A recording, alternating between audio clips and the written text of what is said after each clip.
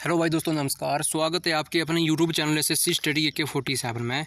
और दोस्तों आज हम सोल्व करेंगे एक और प्रैक्टिस सेट जिससे आपको आने वाले एग्जाम में बहुत ही हेल्प मिलेगी। तो सभी ने वीडियो को कंप्लीट देखना और टेस्ट के तौर पर लगाना है और अंतिम में अपना ये स्कोर कमेंट बॉक्स में बताना कि 10 में से आप कितने आंसर ये राइट कर पाए। दोस्तों देखिए, आपका एक प्रश्न अंतिम में आपको होमवर्क के लिए दिया जाएगा डेली के लिए, तो वो भी आपने कमेंट बॉक्स में बताना कि इसका आंसर क्या है। तो चलिए शुरू करते हैं। देखिए, प्रैक्टिस सेट लगाने से क्या होता है कि अपनी तैयारी की ये जांच होती है, तो सभी ने वीडियो को कंप्लीट देखना है। चलिए प्रश्न नंबर 1 को शुरू करते हैं। 5,000 रुपये पर 10% चक्रवृद्धि ब्याज की दर से 4 वर्ष का चक्रवृद्धि ब्याज क्या होगा।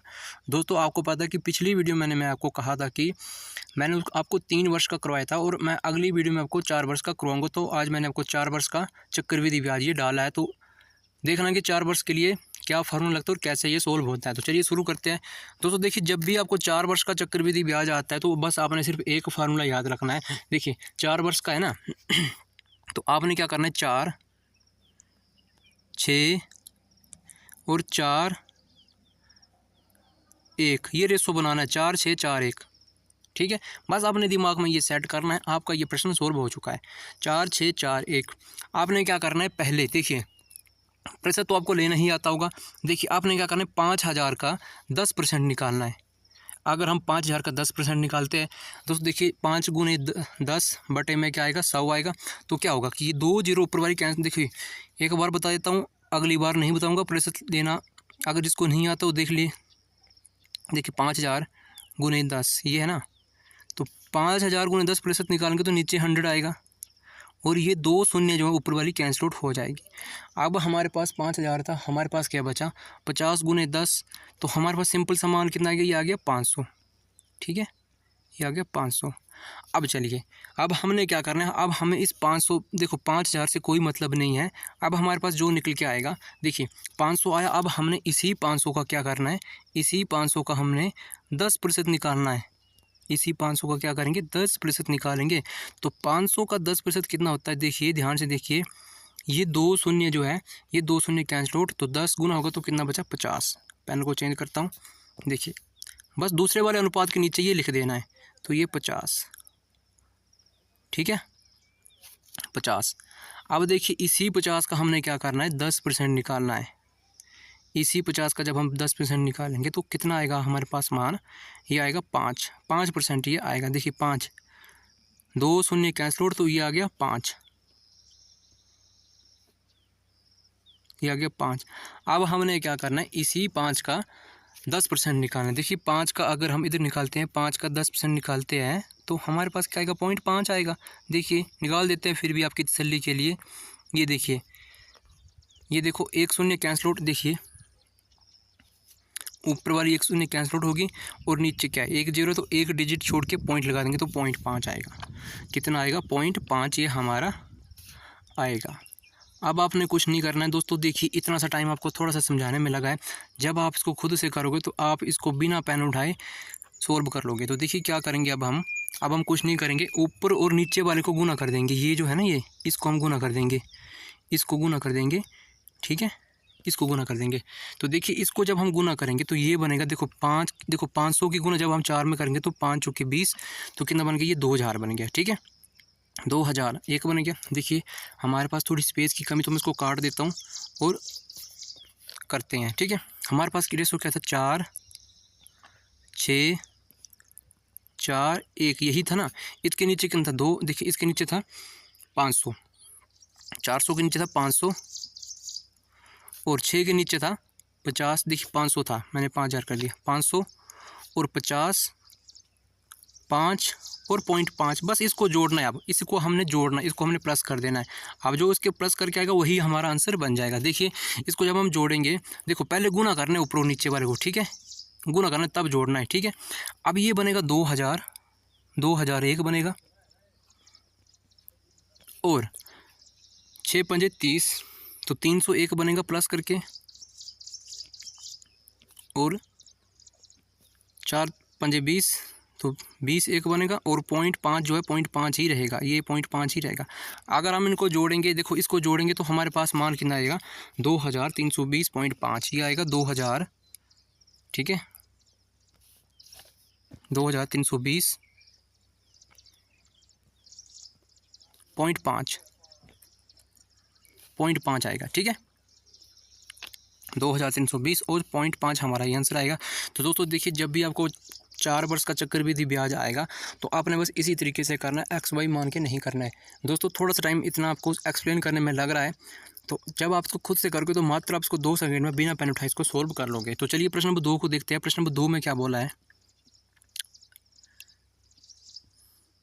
4 भाइयों की आयु का जोड़ 56 वर्ष है, उनकी आयु का अंतर क्रमशः समान रूप से 4 वर्ष है। सबसे बड़े भाइयों की आयु कितनी है। दोस्तों देखिए, जब भी आपको इस टाइप का प्रश्न आएगा तो आपने एक्स वाई मान के नहीं करना है। देखिए आपने किस तरीके से करना है। देखिए हमारे पास 4 भाई है और उनका जोड़ कितना है, मतलब उनका योग कितना हुआ है, 56 वर्ष है, ठीक है। देखिए ये तो योग था जब उनको जोड़ेंगे, पर हमें उनकी आयु का पता नहीं है कि छोटा बड़ा हुआ है कितने वर्ष का है। 4 भाइयों की आयु का हमें पता नहीं, तो हमने वो आयु निकालनी है। तो बिना एक्स मान के हमने कैसे करनी है। देखो कुछ छात्रों को कमेंट आए थे कि सर आयु का जो है बिना एक्स माने हमें आयु करवाए। तो देखिए इस प्रश्न को देखिएगा, बिना एक्स माने हम कैसे करेंगे। देखिए अगर हमारे पास देखो 4 भाई है, सिर्फ हमें एक बात बोल ली कि 4 समान, देखो क्या बोला है कि 4 वर्ष का मतलब समान रूप से 4 वर्ष है, मतलब उनके जो अंतर है वो 4 वर्ष। मतलब जब एक भाई होगा तो मान लो कि एक भाई 4 का है तो दूसरा 8 का होगा और तीसरा 12 का होगा, ऐसे ऐसे करके 4 का अंतर होगा। देखिए अगर हम मानते हैं, देखिए अगर हम मानते हैं, हम देखो हमने पहले सबसे छोटे वाले की पता करनी है, ठीक है। अगर हम मानते हैं कि 0 वर्ष जो है वो छोटा है, तो दूसरा 4 भाई है तो दूसरा कितने का होगा, 4 का होगा, और तीसरा कितने का होगा, 8 का, और चौथा कितने का होगा, ये होगा 12 का, ठीक है। बस समझाने के लिए बता रहा हूँ, बाकी इतना कुछ नहीं है। देखिए अब आपने क्या करना है, देखो योग बोल रहा है ना, तो इसका आप योग कर दो। इसका योग कितने का आया, 8 4 12, 12 और 24 बना, ठीक है। 24 वर्षीय बना। अब देखिए एक्चुअल में जो योग हमारे पास बता के रखा है ये कितना, ये 56 वर्ष है। देखिए 56 वर्ष है ना, ये 56 वर्ष हमारे पास जो हमने ये अभी जो योग बनाया था इसको आप माइनस कर दीजिए। 24 है ना ये, अगर हम 24 में से 56 को माइनस करते तो हमारे पास मान के ना बना 32 बना, ठीक है। 32। अब आप क्या करोगे, 32, देखिए 32 को आप डिवाइड करोगे किसके साथ, जो अंतर है हमारे पास। देखिए अंतर है ना जो हमारे पास, देखिए तो ये अंतर है ना 4 वर्ष का अंतर है, 4 का। तो 4 से अगर हमने डिवाइड किया तो हमारे पास 1 का मान आया, 1% का मान आया 8। अब हमें जो ये आयु निकल के आई है 8, ये किसकी है, ये है सबसे छोटे वाले की आयु है, ठीक है। किसकी है, छोटे वाले की आयु।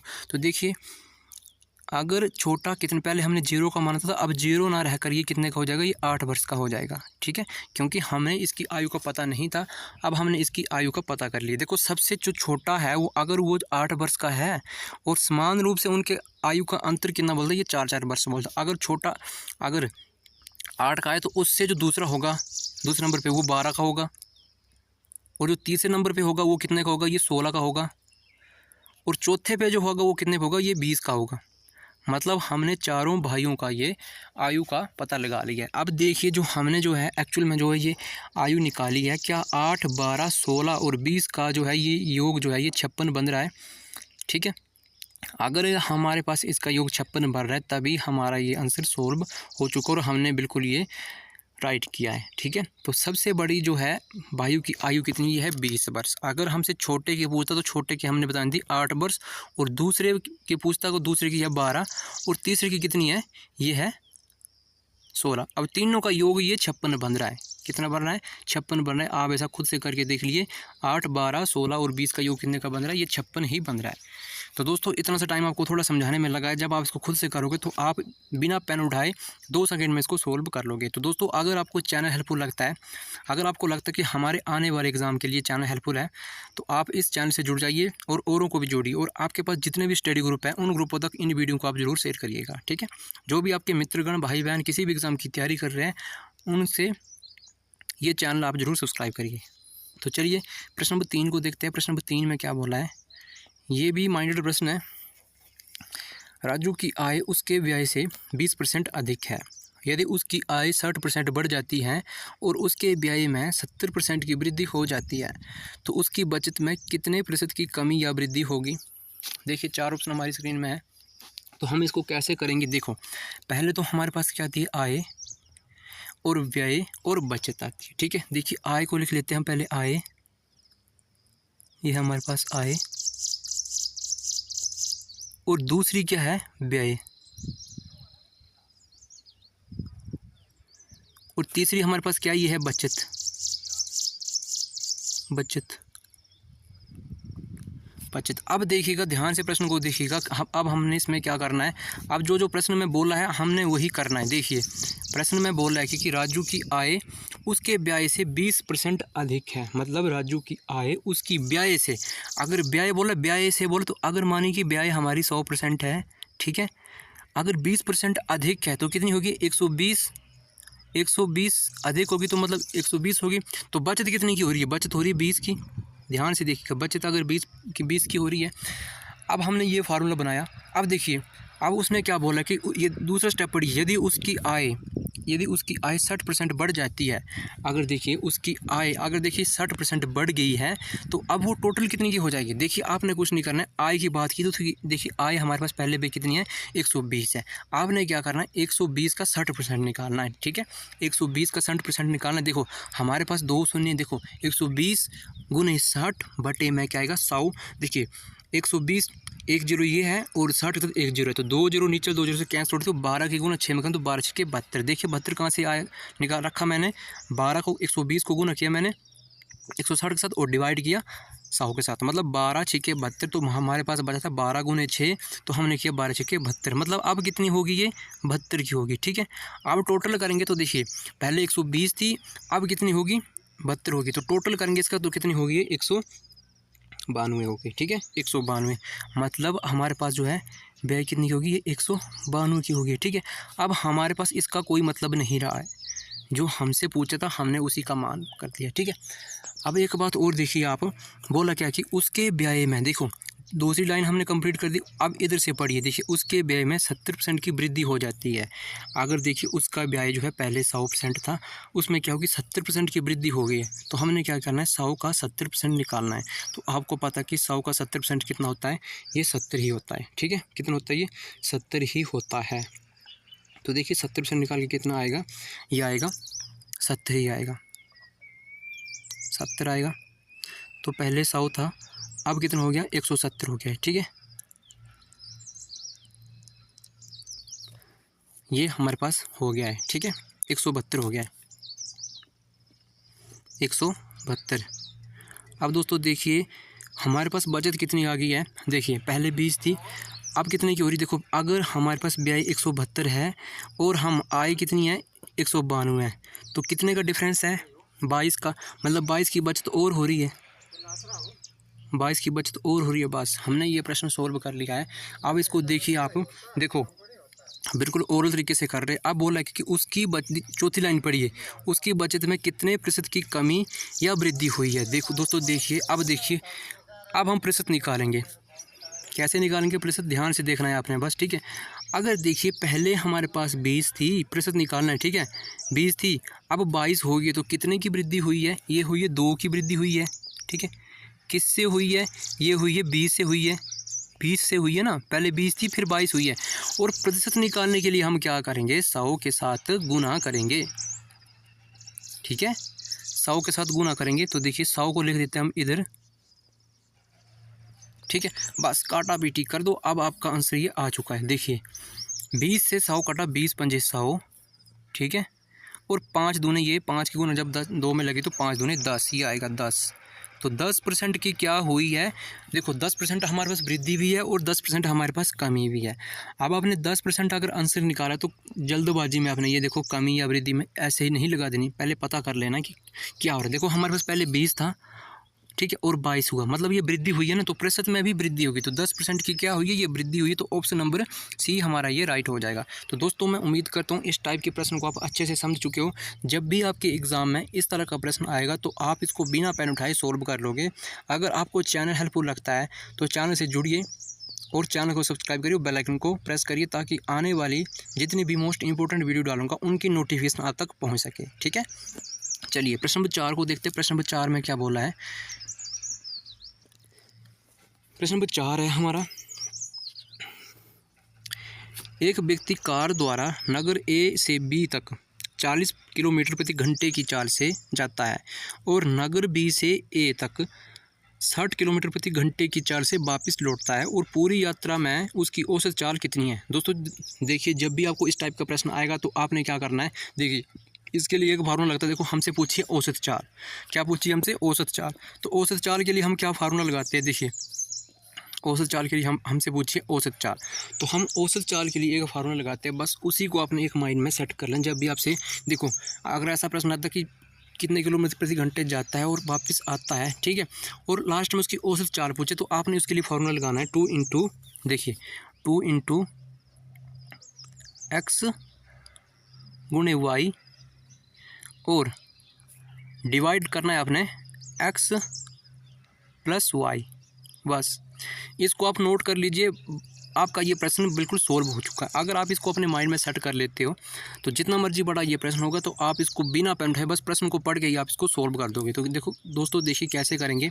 देखिए 2 का मान रख देंगे हम 2, 2 और 2 गुने, ठीक है, और x की जगह जो हमें ये बोला ना 40 किलोमीटर, तो 40, y की जगह रखेंगे जो दूसरा वाला मान है 60। अब देखिए दूसरी कंडीशन रखेंगे बटे में 40 और 60 कितने हुए 100। बस प्रश्न ये सोल्व हो चुका है। दोस्तों देखिए कितना सा टाइम इसको लगा है, एक्स वाई मान के नहीं करना। देखिए ये एक शून्य से ये एक शून्य कैंसिल आउट हो चुकी है और दूसरी शून्य से ये दूसरी शून्य कैंसिल आउट हो चुकी है। अब हमारे पास क्या बचा, 2 गुने 4 गुने 6, तो 2 गुने 4 गुने 6 करेंगे तो 6 जो कि 24, 24 दूनी कितना बना 48। तो 48 किलोमीटर प्रति घंटा ये हमारा आंसर बन चुका है। जिसने भी 48 किलोमीटर प्रति घंटे को चुना है उसका आंसर बिल्कुल ये राइट है। तो ऑप्शन नंबर बी हमारा ये राइट हो जाएगा। अब जिसने भी 48 को टिक लगाएगा उसका बिल्कुल ये करेक्ट हो जाएगा, 48 उसका राइट हो जाएगा। तो चलिए प्रश्न नंबर 5 को देखते हैं। प्रश्न नंबर 5 है, ध्यान से पढ़ना है प्रश्न को। पढ़ने से क्या होता है कि पढ़ने से ही कुछ प्रश्न सॉल्व हो जाते हैं। तो देखिए क्या बोला है कि 5 लगातार विषम संख्याओं का औसत जो है 75 है। किस संख्या को जोड़ देने पर ये औसत जो है 76 हो जाएगा। तो दोस्तों देखिए, अगर हम मानते हैं, आपको पता है कि औसत क्या होता है, औसत क्या होता है, जो बीच वाला होता है वही औसत होता है। और औसत निकालने के लिए हम क्या फार्मूला लगाते हैं, राशियों का योग बटे में कुल राशि। अगर उनका अंतर समान हुआ तो हम क्या करते हैं, पहली संख्या और अंतिम संख्या डिवाइडेड बाई 2 से करते हैं, हमें हमारा औसत मिलके आ जाता है। देखिए अगर हमारे पास 5 संख्या है और बोली क्या है, विषम बोली है, ठीक है ना। तो दोस्तों देखिए 1, 2, 3, 4 और 5, आपको मैंने क्या बताया कि औसत क्या होता है, ये बीच वाली जो संख्या होती है वही हमारा औसत होता है, ठीक है। चाहे वो विषम हो या सम हो, जो बीच में आएगा वही हमारा एक्चुअल में और सही परफेक्ट औसत होगा। देखिए अब जो इसका बोल के 5 लगातार विषम संख्या का औसत जो है 75 है, ठीक है। तो इसके नीचे हम लिखेंगे 75 और हमें हमारा ये औसत मिल जाएगा। किसके नीचे लिखेंगे, देखो 2 यहाँ से छूट गई और 2 यहाँ से छूट गई, तो बीच कहाँ आया, ये आया ना इसका बीच। तो औसत कितना है, ये 75 है, ठीक है। अब देखिए प्रश्न के अनुसार हम चलेंगे, जो प्रश्न ने बोला है उसी के तरीके से हम चलेंगे, इसके बाहर नहीं जाएंगे। तो देखिए 75 के बाद विषम संख्या कौन सी आएगी, तो आपको पता है कि 77 आएंगी, ठीक है, और तीसरी कौन सी आएगी, ये 79 आएगी, राइट। अब देखिए 75 के पहले विषम संख्या कौन सी आएगी, ये आएगी 73 आएगी और ये आएगी 71, 71 आएगी, ठीक है। अब देखिए ये तो हमें जो एक्चुअल में बोल के रखा था वो हमने निकाला है, ठीक है। अब एक बात और देखिए कि एक बात और बोली है कि किस संख्या को जोड़ देने पर ये औसत जो है 76 हो जाएगा, ठीक है। किस संख्या को जोड़ देने के बाद ये औसत जो है 76 हो जाएगा। अब आपको पता है संख्या हमारे पास कौन सी है, 5 है, वो हमने निकाल ली है। अगर हम अगली संख्या क्या लेते हैं, देखो 79 के बाद कौन सी संख्या आएगी विषम, ये आएगी 81, आएगी कि नहीं आएगी। अब हमारे पास संख्या कितनी होगी, ये होगी 6 संख्या होगी हमारी, हमने पहले मानी थी 6। अब आपको पता है कि औसत क्या होता है, औसत होता है बीच वाला होता है, ठीक है। औसत क्या होता है, बीच वाला होता है। तो देखिए 3 जो संख्या है इधर से छूट जाएगी, ये इधर वाली छूट जाएगी 3 संख्या, और 3 संख्या इधर वाली छूट जाएगी। तो औसत कहाँ बचा, इसके बीच में औसत बचा ना हमारे पास, इसके बीच में औसत। तो देखिए 75 और 77 के बीच क्या आएगा, तो ये आएगा 76 आएगा, 76 आएगा, देखिए जो कंडीशन हमें बोली थी हमने उसका पूरा का पूरा सेटिस्फाई कर दिया है। अब देखिए अगर आपको इस क्वेश्चन में कोई डाउट है तो आप कमेंट करके बता सकते हैं कि हमें इस प्रश्न का पता नहीं लगा है। देखिए मैं उम्मीद करता हूँ ये प्रश्न सभी को अच्छे से समझ आ चुका है। देखिए हमें क्या बोला कि क्या जोड़ने पर, तो 81 जोड़ने पर जो है हमें ये औसत कितना मिलेगा, 76 मिलेगा, 76 हमें ये औसत मिलेगा। तो 81 किस ऑप्शन में, तो ऑप्शन नंबर ए में हमें ये देखने को मिल रहा है।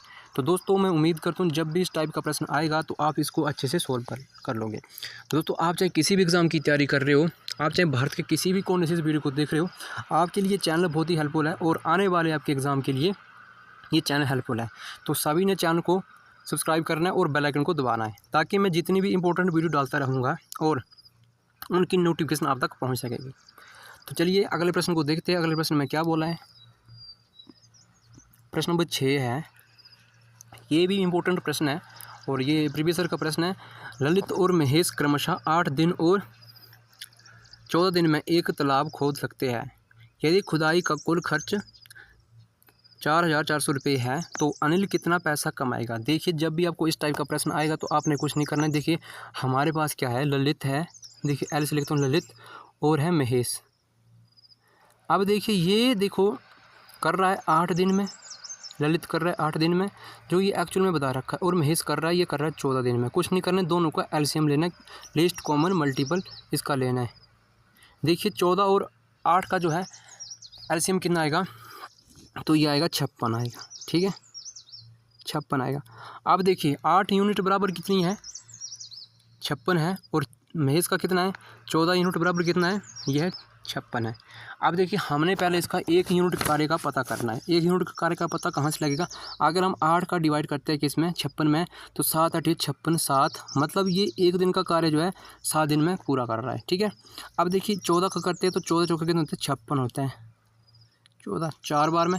अब देखिए ध्यान से देखना है प्रश्न को, इसने दूसरी लाइन क्या बोली, यदि कुल बोल रहा है ना, कुल खर्च जो है 4,400 रुपये है, ठीक है ना कुल। तो हम इस दिन का भी क्या करेंगे, कुल करेंगे। तो 7 4 कितने होते हैं 11, ठीक है, कितने बनेंगे 11 बने, ठीक है। और कुल हमारे पास कितने ये हैं 4,400 रुपये है, राइट। अब आप क्या करिए, जो कुल है ना, जो एक्चुअल में हमारे पास दिन थे उसी दिन से आप डिवाइड कर दीजिए। 7 4 कितने होते हैं 11 होते हैं। अब हमें इसमें जो है 1% की वैल्यू पता चल जाएगी। अगर आप 1% की वैल्यू जिस दिन निकालना सीख गए तो आप प्रश्न को बिना एक्स माने उड़ाना सीख जाओगे। देखिए 11 से काटते हैं 44, 11 चौके 44, मतलब 1% की जो वैल्यू आई वो कितनी आई 400 आ गई है, ठीक है 400। अब अंतिम में आपसे जो पूछा जाएगा उसी के साथ आपने गुना करनी है, ठीक है।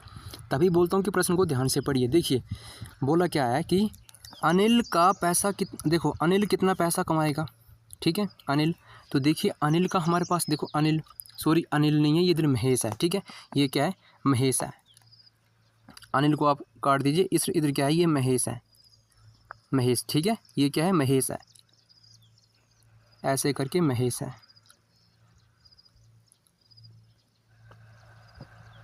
महेश, तो देखिए महेश का मान कितना ये है 4 है ना, ये महेश का मान 4।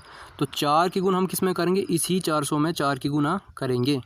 तो 4 चौके 16, देखिए 4 चौके 16 और 2 0 जो है ये इसके आगे लग जाएगी। तो 1600 रुपये जो है ये महेश कमाएगा, ठीक है, ये है महेश का। अगर हमसे पूछता कि ललित कितना कमाएगा, ठीक है, तो देखिए हमने क्या करना था, ये इसमें जो है 7 की गुना करनी थी, किस में करनी थी 400 में करें। तो 7 चौके 28, तो मैं ललित कितना कमाना था, इसने कमाना था 2800 रुपये, और दोनों का जो जोड़ बनना था ये हमारे पास 5600 बन जाना था, ठीक है, 4,400 बन जाना था, ठीक है ना। तो देखिए अगर हम प्रश्न नंबर 7 को देखते हैं तो प्रश्न नंबर 7 में क्या बोला है, प्रश्न नंबर 7 है, एक नाव धारा की दिशा में 60 किलोमीटर दूरी जो है 6 घंटे में तय करती है। यदि धारा तथा धारा के विपरीत जो है 50 किलोमीटर की दूरी 10 घंटे में तय करती है तो स्थिर जल में नाव की चाल क्या है। प्रश्न नंबर 7 में बोला कि नाव की चाल क्या है। दोस्तों देखिए जब भी आपसे नाव की चाल पूछते हैं तो नाव की चाल के लिए क्या फार्मूला लगता है, x + y और डिवाइडर बाई 2। अगर धारा की चाल पूछे तो आपने धारा की जो कि धारा की विपरीत दिशा में क्या चाल है, तो आपने धारा की क्या निकालनी है, धारा की चाल x माइनस वाई और डिवाइड करना है 2 से। ठीक है, ये आपको पता ही है। अब देखिए हमसे पूछा कि नाव की चाल, तो देखो चाल का फार्मूला क्या होता है, ये होता है देखो चाल का फार्मूला क्या होता है, मैं लिखा देता हूँ। देखिए अगर आपसे चाल मतलब स्पीड का फार्मूला पूछता है, ठीक है ना, स्पीड, तो डिस्टेंस, देखिए स्पीड का फार्मूला क्या होता है, डिस्टेंस अपॉन में टाइम, यही होता है। बस हमने क्या करना है, पहले इसको हमने काटना है। देखिए कैसे काटेंगे, हमारे पास क्या है, डिस्टेंस कितना है, ये है 60, डिस्टेंस कितने का, ये 60 का है, तो 60, और टाइम कितना है 6 घंटे, ये हमने काटा। अब देखो दूसरी भी निकालनी है हमने, ठीक है, तो डिस्टेंस कितना है दूसरे पे 50 और टाइम कितना है, ये है 10, बस निकाल लो। देखो ये काटेगा 6 काटेगा इसको 10 बार में, और 5 काटेगा, देखो 10 काटेगा इसको 5 बार में। देखिए अब हमने ये मान निकाली, हमसे पूछा है कि नाव की चाल याद करें, हमसे नाव की चाल पूछे तो नाव की चाल के लिए हम क्या फार्मूला लगाते हैं, पहली संख्या प्लस दूसरी संख्या डिवाइड करते हैं 2 के साथ, मतलब x प्लस वाई डिवाइड करेंगे 2 के। दोस्तों देखिए 10 और 5 को जोड़ेंगे तो कितना बना, ये बना 15 बना, ठीक है। इसको और इसको हमने जोड़ दिया तो कितना बना 15, तो देखिए 15 बटे में 2, मतलब बटे का मतलब कहते हैं ये भाग होता है, तो हमने इसको काटा तो देखो 2 के टेबल में कितनी बार 7 और 7.5 ये बन गया, मतलब 15 का हाफ कितना होता है 7.5 होता है, तो 7.4 जो है ये नाव की चाल है। तो देखिए 7.4 के ऑप्शन में, तो ऑप्शन नंबर बी में हमें ये देखने को मिल रहा है। तो दोस्तों मैं उम्मीद करता हूँ इस टाइप के प्रश्न को भी आप अच्छे से समझ चुके हो। अगर आपको चैनल हेल्पफुल लगता है तो चैनल से जुड़ जाइए, आप चाहे किसी भी एग्ज़ाम की तैयारी कर रहे हो आपके लिए चैनल हेल्पफुल है, ठीक है। तो चलिए अगले प्रश्न को देखते हैं कि अगले प्रश्न में क्या बोला है, प्रश्न नंबर 8 में। और देखिए बहुत प्यारा सा ये प्रश्न है और थोड़ा माइंडेड भी है। बोला कि प्रश्न नंबर 8 है, पहले प्रश्न को हम ध्यान से पढ़ेंगे। ए, बी और सी 3 बॉक्स में है, ठीक है, जिनमें से उनका अनुपात क्या है, 3:5:7 है अनुपात में है, कंचे हैं, और कंचों की कुल संख्या 75 है। यदि 3 कंचे बी से ए में स्थानांतरित किए जाते हैं और 5 कंचे सी से बी को स्थानांतरित किए जाते हैं तो कंचों का नया अनुपात क्या होगा। दोस्तों देखिए बिल्कुल शॉर्ट तरीके के साथ बताऊंगा। हमारे पास ए, बी और सी का मान कितना है, देखो दोस्तों देखिए ए का मान है 3, देखिए ए का मान है 3 और बी का मान कितना है 5 और सी का मान कितना ये है 7, जो अनुपातों में एक्चुअल में दे के रखा है। अब देखिए और इनका जो टोटल जो है कुल कितना बता के रखा है, ये कुल बता के रखा है 75, 75। अब देखिए हमने कुछ नहीं करना है, हमने इसी का कुल करना है। अगर अनुपातों का देखो, अगर संख्या का कुल बोला है तो हमने अनुपातों का भी कुल करना है। सारा का सारा लफड़ा किसका होता है, ये अनुपात का होता है। देखिए अगर हम इसका टोटल करते हैं तो 3, 5, 8, 8, 7 के होते हैं 15 होते हैं, तो इसका जो कुल कितना बना, ये 15 बना, ठीक है। तो 15 देखिए किसको भाग करेगा, जो एक्चुअल में कुल दे के रखा है उसको भाग करेगा, ठीक है 15। तो 15 पंजे कितने होते हैं 75 होते हैं, मतलब 1 का मान कितना, ये 5 आया, ठीक है। अब हमने क्या करना है, तीनों में ये तीनों अनुपातों में 5 का गुना करना है, ठीक है। इसका हम गुना तीनों में करेंगे, ठीक है। तो 5 3 कितना होता है 15, मतलब ये 15 बन गया, और 5 पंजे 25 और 7 पंजे 35, मतलब हमारे पास ये नया अनुपात आ गया है, ठीक है 7 पंजे 35। अब हमारे पास इस 5 का भी कोई मतलब नहीं रहा है, ठीक है। हमने जो है नई वैल्यू क्या बनाई, 5, देखो 15, 25 और 35 ये बनाया, ठीक है। अब हमसे जो कंडीशन रखी है, जो हमें प्रश्न जो है बोल रहा है, हमने उसी को सेटिस्फाइड करना है, ठीक है। जो प्रश्न में एक्चुअल में कहा है, देखिए यदि 3 कंचे बोला है ना, 3 कंचे बी से ए में स्थानांतरित किए गए हैं, मतलब बी से जो है 3 कंचे ए को दिए गए हैं, ठीक है ना। अगर देखो 3 कंचे दे दिए तो ये कितने बचे, ये 22 बचा, ठीक है, ये 22 बचा, और ये कितना हो गया, ये 18 बन गया, ठीक है 18 बन गया, ठीक है। अब एक बात और पढ़िए कि दूसरी लाइन में इसने क्या बोला है, देखो ध्यान से पढ़ना है, ठीक है। ये वाली तो हमने लाइन पढ़ रही, अब तीसरी लाइन क्या बोली है कि 5 कंचे सी से बी में स्थानांतरित किए जाते हैं, मतलब बी से जो है, देखो 5 कंचे जो है सी से, 5 कंचे सी से, अगर 5 कंचे हम सी से लेते और बी को देते तो इधर कितना बच गया, ये बचा 30, और 22 को देते तो पहले देखो 22 था ना, ये 22, तो 22 जगह क्या आ जाएगा 27 आ जाएगा, 27 आ जाएगा। बस हमारे पास मान कितना आया 18, 27 और 30 हमसे ये अनुपातों में पूछा है और अनुपात जितना हो सकता है एक ही की टेबल में कटे उतना ये बनता है। दोस्तों बस ये हमारा प्रश्न सॉल्व हो चुका है। अब अगर देखिए, अगर आपको ऑप्शन में 18, 27 और 30 रेशो में होता तो आपने इसको नहीं करना था, काटना था। देखिए किसके टेबल से कट रहे हैं, देखो ये कट रहे हैं 3 के टेबल से, ये कट रहे हैं, ठीक है 3 के टेबल से। देखो 18 को काटते तो 6 3 18 और 3 से काटते इसको 9 3 27 और 3 से 30 को काटते तो 10 3 30। अब हमारे पास नया रेशो क्या बना, 6:9:10 ये हमारे पास बना। इधर लिख देता हूँ 6:9:10 बना। दोस्तों देखिए मैं ऐसे प्रश्नों को आपको बिल्कुल बारीकी से समझा रहा हूँ, ऐसे कोई नहीं समझाता है। तो आप देखिए 6:9:10 हमारा बना, तो किस ऑप्शन में, तो ऑप्शन नंबर डी में हमें ये देखने को मिल रहा है और ऑप्शन नंबर डी हमारा ये राइट हो जाएगा। जिसने भी ऑप्शन नंबर डी को चुना होगा उसका बिल्कुल ये परफेक्ट और राइट आंसर है, ठीक है। दोस्तों देखिए अगर ये चैनल आपको हेल्पफुल लगता है तो आप इस चैनल को जरूर सब्सक्राइब करिए। तो प्रश्न नंबर 9 को देखते हैं। प्रश्न नंबर 9 में क्या बोला है, देखिए किसी कक्षा में 100 विद्यार्थियों का औसतन 40 है। बाद में पता चला कि एक विद्यार्थी के अंक 53 की जगह जो है ये 83 अंकित कर दिए गए, तो सही औसत क्या है। दोस्तों देखिए जब भी आपको इस टाइप का प्रश्न आएगा तो आपने क्या करना है, देखिए प्रश्न को ध्यान से देखिए। पहले क्या करना है, हमने पहले कुल जो है योग पता करना है, ठीक है, कि उसका कुल योग कितना है, ठीक है। तो कुल योग हमें कहाँ से मिलेगा, विद्यार्थी गुने औसत करेंगे। देखिए 100 विद्यार्थी है, लिख देते हैं, पेन को चेंज करता हूँ, 100 विद्यार्थी है ना, 100 गुने 40, तो ये कुल इसका योग कितना बना, ये बना 4000। गुना करेंगे, देखिए 4 है ना, ये 4 को लिख देंगे और 3 जीरो लगा देंगे, बस गुना करने की कोई ज़रूरत नहीं है। अब देखिए दूसरी लाइन आपको कन्फ्यूज़ कर रही है, मुझे पता है। तो दूसरी लाइन में आपने क्या करना है, देखिए कुछ नहीं करना है। देखो हमें बोला है कि 53 की जगह क्या पढ़ लिया गया, 53 की जगह जो है 83 को अंकित कर लिया गया, 83 को ये अंकित कर लिया गया। मतलब ये ज़्यादा हो रहा है, तो कितना ज़्यादा हो रहा है, देखिए ये कितना ज़्यादा हो रहा है, ये 30 ज़्यादा बढ़ रहा है। मतलब कुल योग से ये 30 ज़्यादा बढ़ रहा है। तो देखिए हमारे पास पहले कुल योग कितना था, ये था 4000। तो आपने कुछ नहीं करना, इसी 30 को आपने 4000 से माइनस करना है, बस आपका ये प्रश्न बिल्कुल सॉल्व हो चुका है। आप देखिए अगर हमने इसको माइनस किया तो हमारे पास मान कितना आया, 3970। कितना आया, देखिए 3970, 30 को माइनस किया, बस। अब हमने कुछ नहीं करना है, हमसे पूछा कि सही औसत क्या है, तो जितने विद्यार्थी होंगे उसमें से अपने भाग कर देना, उसको अपने भाग कर देना उससे, ठीक है। देखिए हमारे पास टोटल जो योग कितना ये बना, हमारे पास टोटल योग बचा, पेन को चेंज करते हैं। देखिए टोटल जो ये योग बना 3970, इस साइड लिख देता हूँ 3970। देखिए जब भी आप 100 के साथ भाग करते हो तो बहुत ईजी होता है भाग देना, 3970। और हम भाग किससे कर रहे हैं, ये 100 से कर रहे हैं।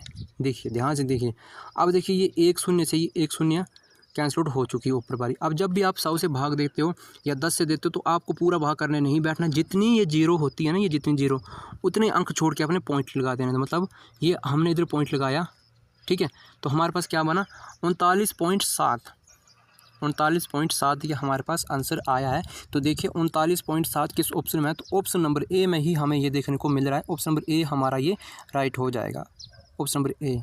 तो दोस्तों मैं उम्मीद करता हूँ इस टाइप के प्रश्न को आप अच्छे से समझ चुके हो। जब भी आपको इस तरह का प्रश्न आएगा तो आप इसको सॉल्व कर लोगे। तो दोस्तों आपको एक ही बात कहना चाहूँगा, बाकी मुझे कुछ नहीं चाहिए, बस आपका एक सब्सक्राइब चाहिए और वीडियो को आपने शेयर करना है और वीडियो को लाइक करना है, ठीक है।